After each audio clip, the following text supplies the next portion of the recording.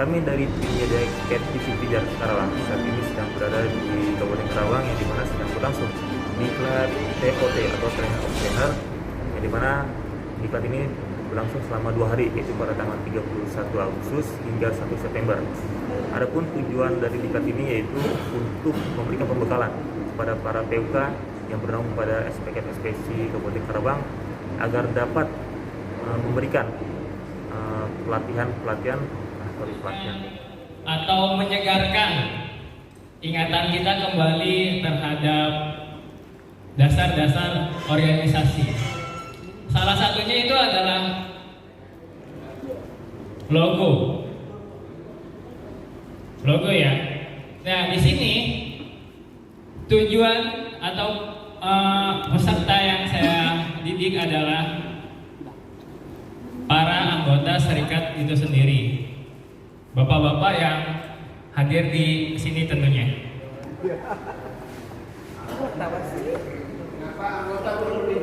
Nah, di sini saya sedikit menjelaskan mengapa anggota perlu dididik. Nah, kami. Di sini kami sedikit menjelaskan tentang mengapa anggota perlu dididik ya. Pada dasarnya sama saja, kita perlu mengetahui dan memahami. Nah, tapi di sini kami lebih menekankan untuk menyegarkan kembali ya, seperti yang kita sampaikan di slide awal, yaitu refresh kembali dasar-dasar organisasi.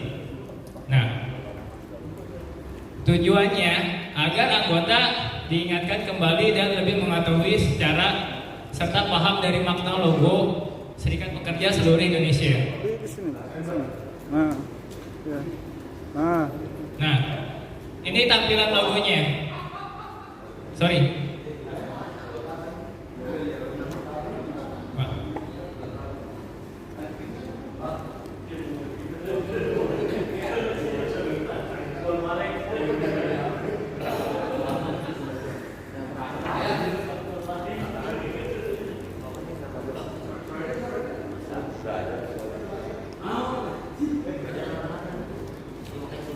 Makanya yang perlu dipahami para anggota itu pertama ada roda bergerigi.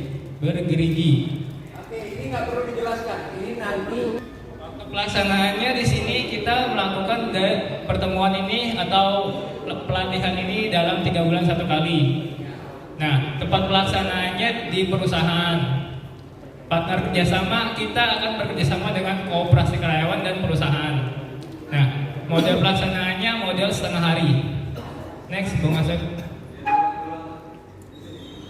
Nah, di sini ada budget dan sumber dana. Pertama, konsumsi. Karena setengah hari, kami hanya menyiapkan konsumsi dan plusnya itu plus bingkisan. Nah, di sini kami menyiapkan untuk 26 pesertanya 20 dan 6 panitia, sejumlah sekian. Nah, untuk materinya kita hanya menggunakan lembaran fotokopi yang materi yang akan kita jelaskan. Nah, untuk spanduk atau banner kita budgetkan Rp300.000. Nah, jumlah total keseluruhan sekitar 1,6 juta rupiah. Dan dana tersebut kita dapatkan dari kas PUK dan sumbangan dari koperasi karyawan. Mengenai rancangan program diklat yang saya akan lakukan.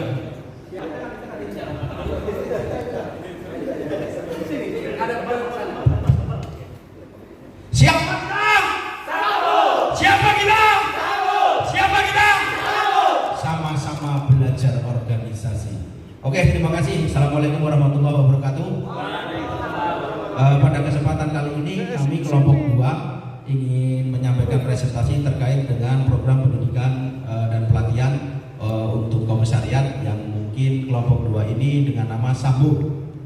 Ketua saya sendiri Adi Purnomo, notulen nanti Bu Udin, presentator pertama Sugianto, yang keduanya Wan Chandra. Waktu dan kesempatannya silakan.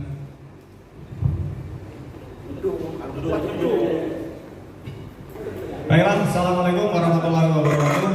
Selamat siang kepada rekan-rekan sekalian. Hari ini kelompok 2 akan mempresentasikan rancangan kerja, rancangan diklat di tahun 2022. Jadi struktur organisasi dari grup Sambo, Ketua Bapak Adi Pramono, kemudian Notulen Bapak Nid Tahudin, dibantu oleh beberapa anggota, saya sebagai presenter dan Bapak Wan Chandra sebagai presentator. Untuk perancangan program diklat Badan Komisariat di tahun 2022 adalah sebagai berikut.